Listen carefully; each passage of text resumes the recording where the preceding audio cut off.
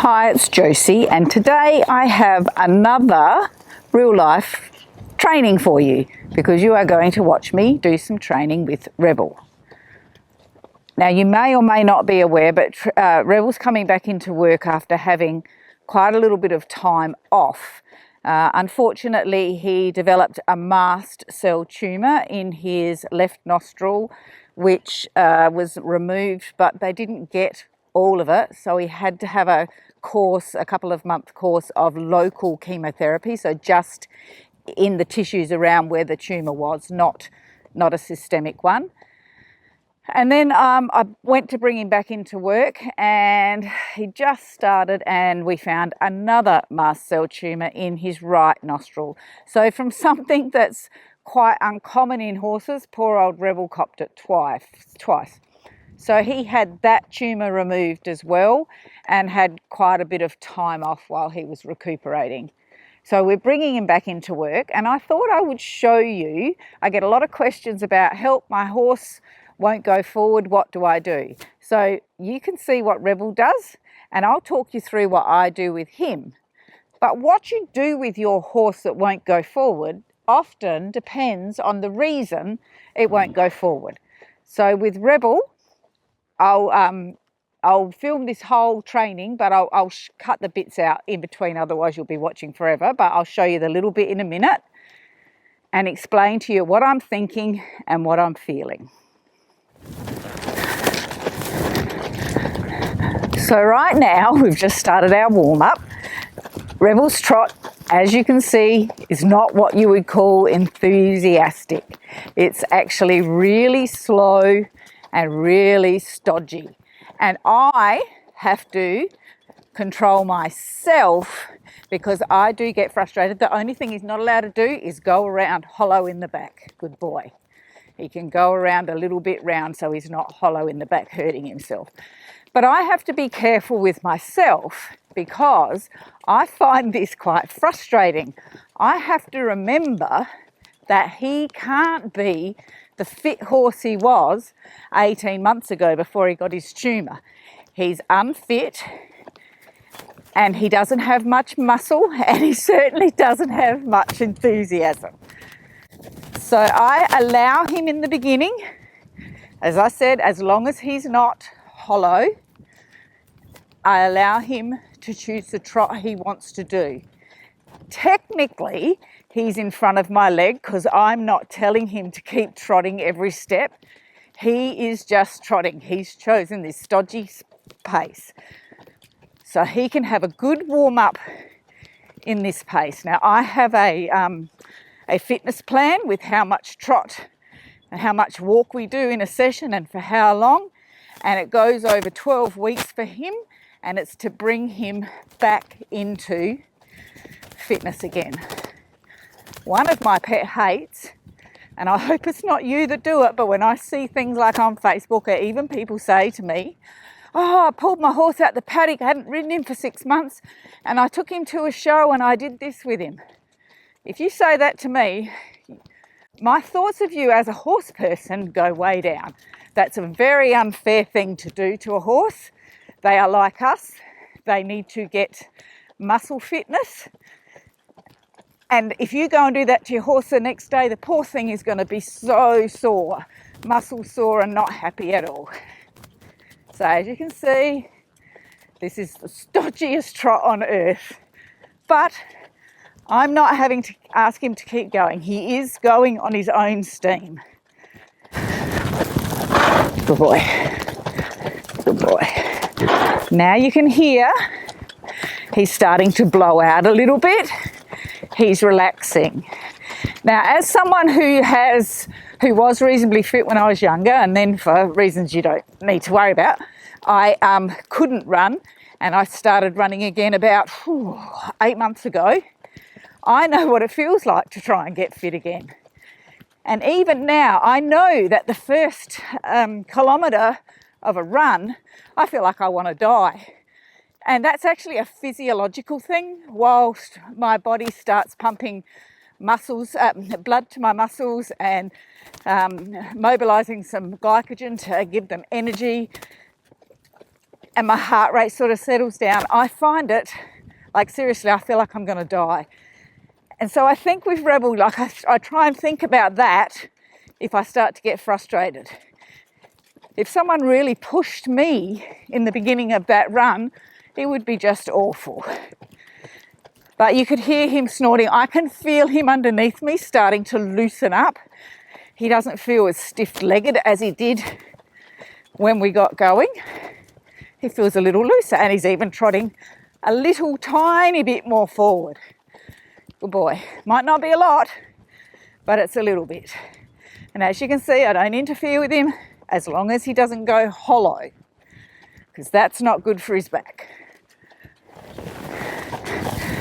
Now, hopefully you can see there's a little bit more energy in his body. His body's woken up a little bit. So what I'm going to do is I'm going to go off. I'm going to show you the next step that I use to try and get Rebel to shorten up a little bit and use his body a little bit better.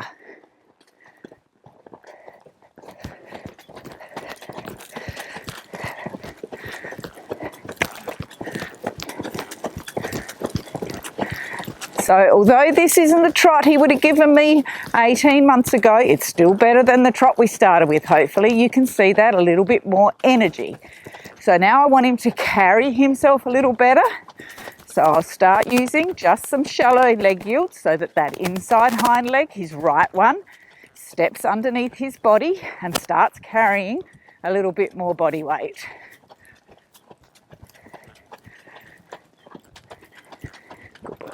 So I just cut the corner a little, come onto the second track here, ride him straight first so that he doesn't just leg yield, and now ask him over.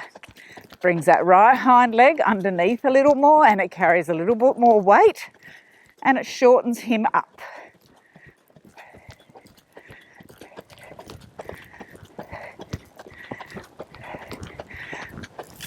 We'll just change the rein. I'll come back and I'll do that the other way.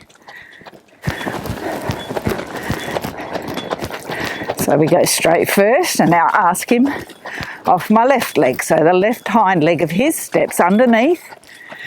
Whoops, that was my fault. My saddle's moving a bit. Need to do my girth up a bit more, but makes his left hind leg step underneath, more into the centre of gravity, and carry a little more weight.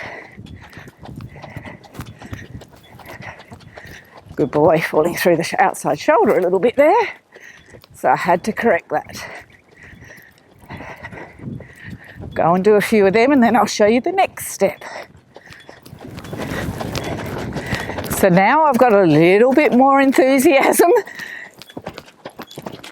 and I'm ready to move on to the next one. I know Rebel very well, and I know that for me to get him a little bit better, he works better if he's had a little canter, then the trot becomes better.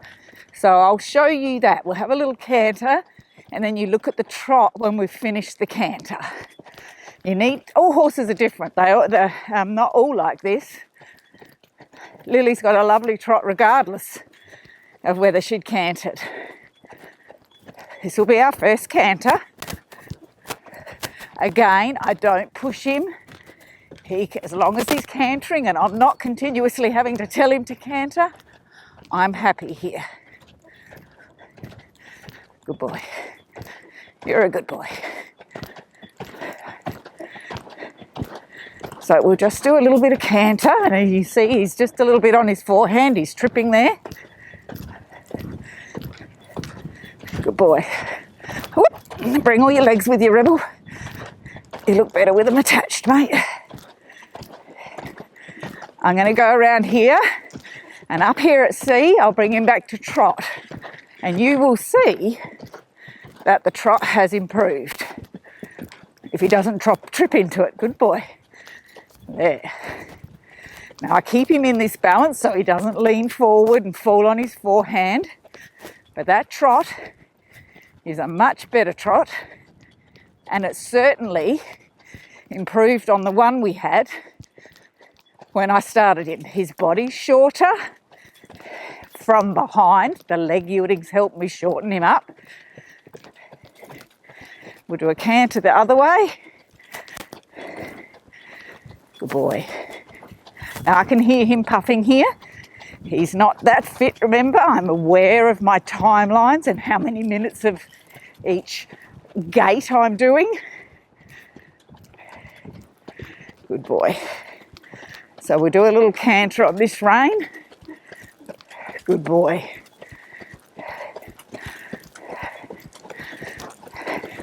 So at the moment he gets a whole 1 minute in canter each way. That's his training. Good boy.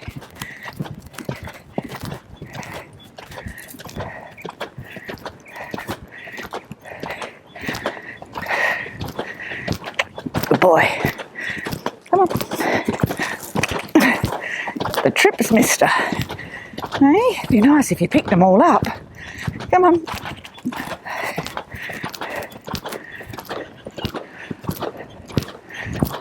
Come on. Again, I'll stop cantering. I'll come down to trot at sea.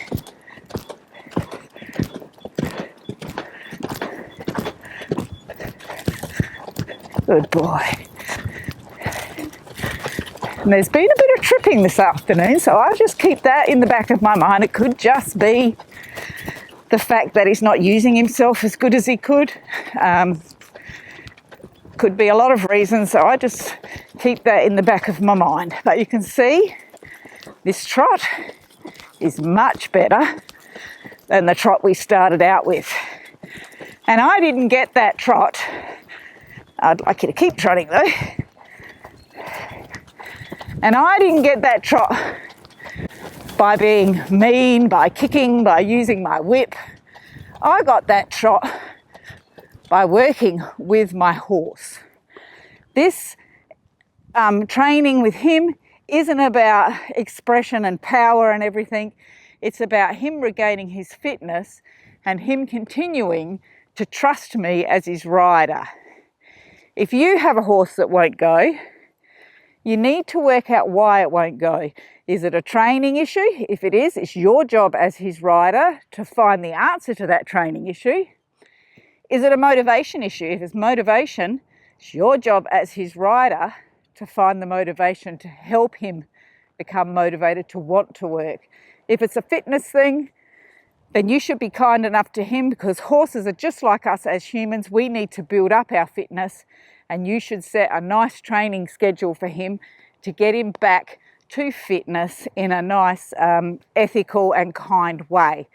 I would love to hear if you have got problems with your horse being motivated to work and what you've found to make that work. If you like this video, I'd really love it if you gave me a thumbs up. It really helps the channel. If you've got a friend that's bringing a horse back into work, or one that's says their horse lacks motivation, share this video with them so that at least they have some idea of where to start. From Rebel and I, thanks for watching.